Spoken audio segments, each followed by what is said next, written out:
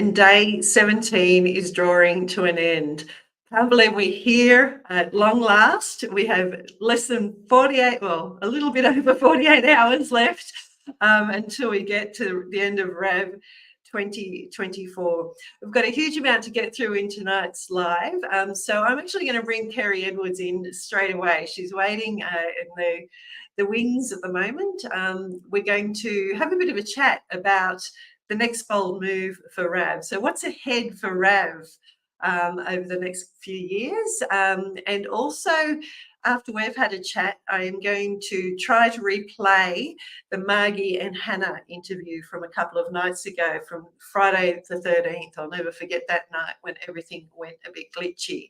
So hopefully it will work tonight. So without any hesitation, I'm just going to bring Kerrie straight in, and then we can talk about what's happened during day 17.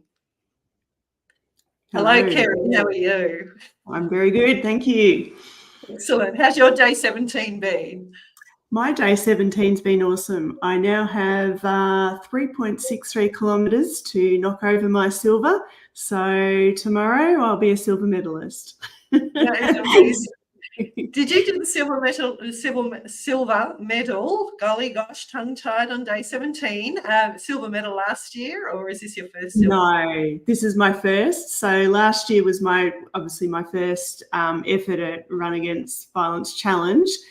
So I just went in as a standard and realised that actually silver was probably doable as a walker. I was concerned as a walker I wouldn't be able to get it done, but yep, it's looking good. So you've blown your own mind this year. Yes, absolutely. Yeah. How cool is that? It's I love that. A personal first. We've opened up the session with a personal first from Kerrie Edwards. That's absolutely brilliant. Feels pretty good, huh?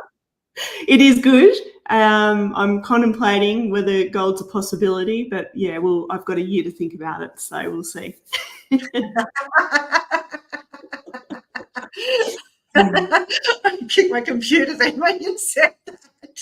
I'm just like, you are not getting out of that, darling. You never say things like that in front of me. It's like, oh, just a little banner up. Kerrie is going for gold next year. Nobody ever gets to, like I said, to suggest those things in front of me and walk away with it. So start working the game plan for now. I've got a couple of team members that are already working out their training program for next year. They're going to commit to doing some training beforehand.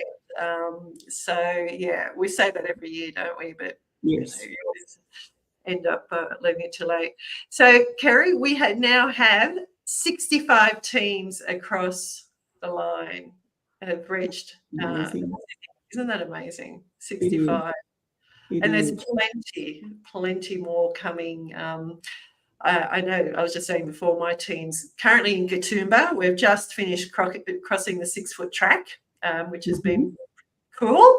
And so it's all downhill from there, from Katoomba all the way into Sydney. It's all downhill. So I felt pretty darn good, I can tell you, to get to Katoomba. Hopefully we'll be crossing the lines as well. But, no, it sounds exciting, and it is. You get to Katoomba, it's like, yep, all downhill from here. It's much easier to motivate the team members when they know it's all downhill. I remember getting to the Julie Logan saying, "Well done, Kerrie. Well done on your achieving your silver." Thank you, Julie. So Julie Logan's the head teacher, the health teacher up at Redeemer Lutheran School, Lutheran College. Golly gosh, I think I should have had a cup of coffee before I came on. So we met the students from Lutheran College last night in last night's session. So yeah, amazing. Yes, all downhill. I can remember getting to Wentworth Falls. There's a bit of a lip on a hill. And it was the first time I could see the Centre Point Tower of Sydney. So that was very cool, very exciting. And yes, so good to, like, you can imagine. Yes, I can imagine. Oh my gosh, you're actually going to get done. Yes. Yeah, absolutely amazing. That's it. Very good. Yes. So it's sound's just doing a bit strange things there, I think.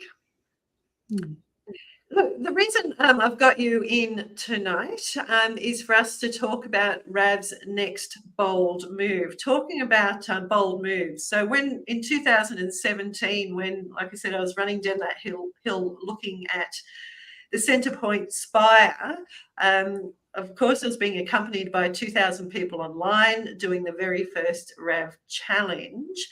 And to be honest, I thought we'd only ever do the challenge once. I didn't think anyone would be interested in doing it again. It was an amazing experience to see people coming together and working as a community, working as teams to be able to achieve a really significant goal. It's been 6 years, or 7 years, golly gosh. And we have, and it's brought us a long way. And it's also shown us much of what needs to happen in order to keep building communities where family violence can no longer live. And we do have this new project that's about to take place, and we're about to start the first pilot of it. And so I thought maybe to introduce that to people, we might actually switch roles. A few people have said to me over the last 17 days, so Kerrie, you've been asking a lot of questions, but when are you going to get interviewed? And so I thought, well, this might be the time. I might hand the questioning over to Kerrie, as Kerrie is playing a huge role leading this new project and bringing her vast knowledge of building safe communities to the fore, to the table, to make this project happen. So, Kerrie, I am going to hand the questioning over to you. How does that feel? Well, it feels a bit strange actually, but that's all right. I can roll with it. And I've got someone who I'm interviewing that knows the subject matter so broadly that I don't think we'll have any troubles talking about it. So let's roll straight into it. So we talked about next bold move for Rav. Kerrie, tell us a little bit about what this mystery project is. So we've been given a grant by the Castle Hill RSL group to run a pilot of a program in the Hill Shire in Sydney. And what it is called, the big, long official title, is the Domestic and Family Violence Prevention Collaboration Framework. And what essentially it does is we're building a system for all the grassroots prevention initiatives to work together toward a common vision. So one of the issues that we've had in community, and you would have seen this, Kerrie, I know you're acutely aware of it, and a lot of Ravers would have seen it, is there's been a lot of initiatives spring up around the place, hasn't there? Lots of rallies and fundraising campaigns, educational campaigns, support, all sorts of things. Brilliant energy. But it's happening in quite a fragmented manner. And community stakeholders have been asking for a framework, some sort of structure to bring all those pieces together so they can work in a coordinated manner towards building communities where family violence can no longer live. So that's the job that we've been given, is to develop that and to pilot it in the Hill Shire in Sydney. Yep, which is an awesome opportunity for both of us, and also for Run Against Violence as well, to really be able to look at some of the learnings that have come through over the last 7 years, and prior to that, Kerrie, with you. So tell us a little bit then about how the project actually came about, because it didn't just happen overnight, right? No, this has been quite a few years in the making. So I guess from the outset with Rav, so a decade ago now, 2014, and you would have heard in my chats with Brad, if you haven't, go back to the earlier episodes as well as in the documentary, that we saw this need for a whole of community approach to family violence prevention, that if we were to build communities where family violence can no longer live, there had to be a whole of community. And that was part of the thinking behind the original RAV challenge and the virtual challenge, is how do we bring people together? Then as we've been doing that, we've seen this dynamic that builds within the community where people are engaged, they're learning, they're supporting each other, they're building self-esteem, and they're helping each other through really challenging moments. And so we've come to understand what that dynamic is. And through conversations with NAPCAN, with other stakeholders, we've been able to arrive at that place where we developed a blueprint, the RAV blueprint for building those communities. And yeah, like I said, through people talking about ripple effects, it's the project's been able to get to a pilot stage because it's something that is desperately needed in community. And yeah. Did I answer your question, or did I just? No, you answered the question beautifully. So it kind of leads on to my next question. I mean, why would you say this project is so important for RAV? But also, I guess the second part of the question is, why is it so important for our communities? So the RAV piece first. Like our mission is to build communities where family violence no longer lives. So it's not a case of just building awareness or engagement. We actually want to change the community dynamics. And we're always looking at, well, what does that mean? What is that practically? And our investment in respectful relationship education was the first, the second, I guess. The first big piece of doing that was the RAV challenge. The second, which is our major investment, which will continue, into respectful relationship education. And over the last 3 to 4 years, we've been thinking, well, what's the next piece? Where's a piece where we can have a huge amount of impact, bring the RAV philosophy to it, our energy, our drive, our focus on prevention, our focus on empowering people, and have an impact. And so when we saw the issue around the fragmentation of effort within prevention and looking at our skill set, we said this is a high impact piece that will substantially move forward that date where we have communities where there's no more family violence. So the second part of your question around what's the benefit to the community is that it's when we get this system bedded down. So we're going to run a series of pilots around it. The first one, like I said, is in the Hillshire in Sydney in the coming months. We intend to roll it out nationally. So it will, because of all the energy people have, we have enormous amount of smart, dedicated, passionate people working in primary prevention.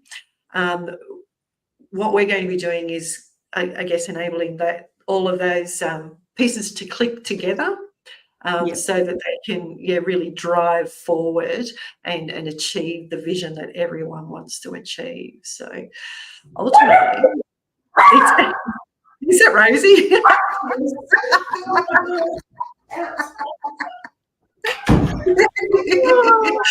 That was Ruby, was it? That was Rosie. Sorry, nothing like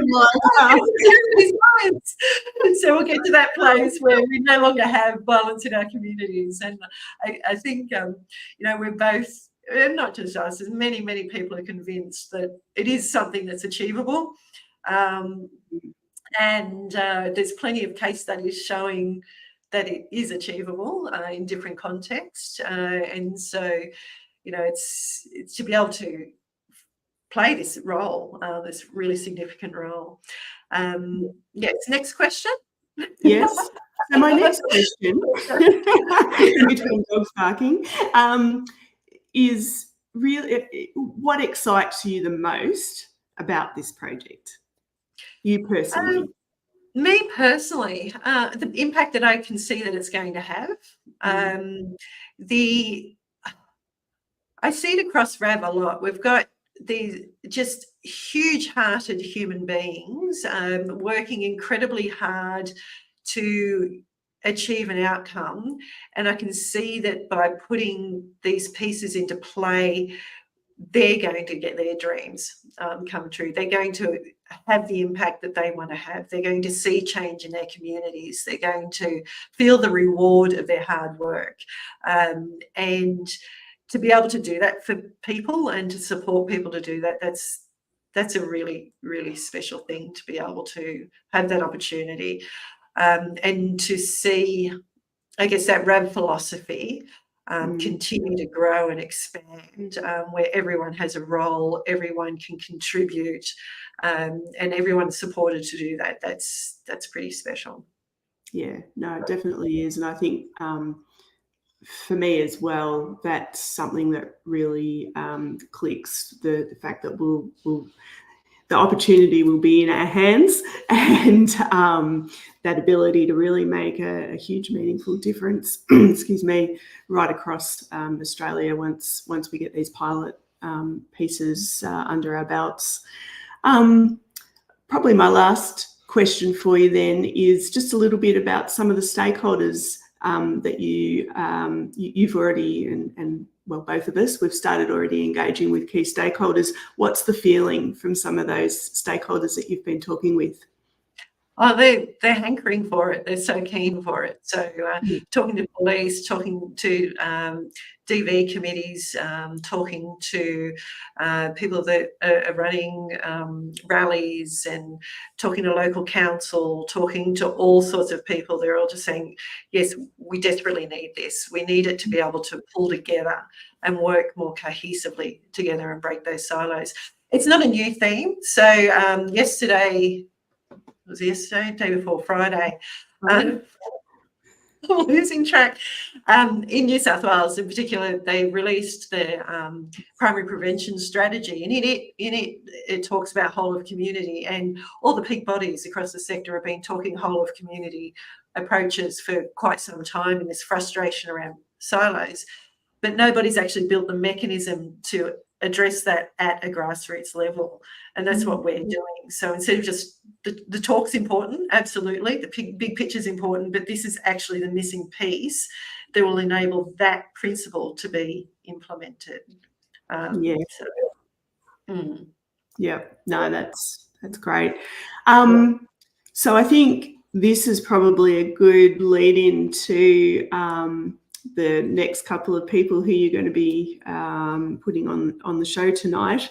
But I think key message for all of our Ravers out there: this project's something you'll be hearing a fair bit about as we move forward and start to get the project, not only underway, but as we start to mould and shape the project. We'll be making sure that we're sharing where that's at as part of our newsletters, I guess, Kerrie, and on our website as well. So it's something that people will be able to follow along with as we make it happen. And also, to be clear, it is a self-funded project. It was funded through a grant that's been provided, like I said, by the Castle Hill RSL group. So all the usual things you expect from RAV in terms of our financial commitments to Love Bites and all that sort of stuff, that still happens. And in fact, we expect that to grow substantially as a result of this project. Because everyone that we're talking to is, oh yeah, no, we're putting in teams, and yeah, we'll raise money for Love Bites and everything else. So I think the flow and effects will be there. But yeah, it's like we said, we're sort of planning a 9 to 12 month timeline for this first pilot. It's going to be a detailed process, and we'll certainly be keeping everyone informed of it. Yeah. Wonderful. Okay. So are you going to stand here and cross your fingers with me while I try and get this video to play that wouldn't play on Friday night? Yeah. So, yeah, fantastic. So I'm going to just take you off the stage now, Kerrie, because then I need to be able to put the video up, and I'm not that clever. Okay. So we'll see a little bit further down the track. Okay. Okay, before I hit the magic button and put the video up, in case you aren't aware, a few nights ago I interviewed Margie Lewis from the Mid Coast RAV Legends. She's one of our founding team captains, and Hannah Tonkin, who is the New South Wales Women's Safety Commissioner, who is on Margie's team and is her newest team member. They had a fantastic chat about the impact that we can all have to have caring conversations and to engage all of our communities in discussions, conversations about family violence prevention. Now, when we recorded this interview, the internet was quite poor, and so the video is a bit glitchy, but the sound's quite good. Hopefully now when I stream it to you, the internet will behave itself, unlike on Friday night. If it doesn't work, I will put it up on YouTube and share it into our Facebook group. So hopefully you're on the RAV Facebook group. If you're not, then just send me a message via our YouTube, or you can view it on YouTube, put it in the comments, whatever else, and we'll get a copy too. Enjoy, and we'll see you tomorrow night.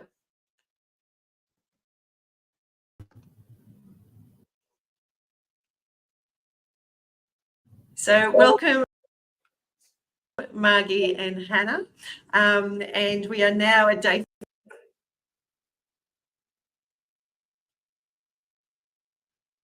15 of the Run Against Violence Virtual Team Challenge for 2024. Can you believe it? Margie, how are you feeling? I'm getting there. I'm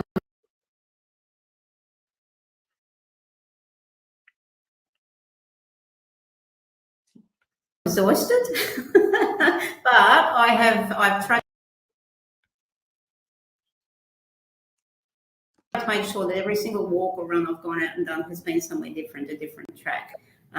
So that's kept me entertained and kept me challenged, I guess, and not thinking about the actual steps I'm doing. Yeah. How about you, Hannah? Where are you up to energy-wise on day 15?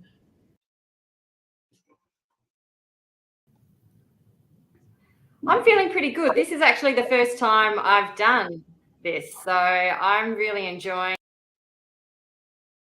it, and I'm enjoying the sense of community that I'm getting from it as well.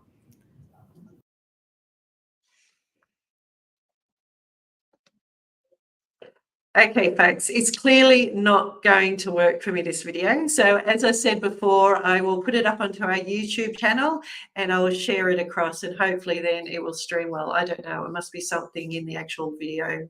Is there corruptions in video? Let's just go there. It sounds like a good excuse to me. Thank you, and I hope you have a magnificent day 18. Remember to celebrate, no matter how many kilometres you've done. Remember to celebrate everything that you've achieved over these last few weeks, and thanks for being a RAVer.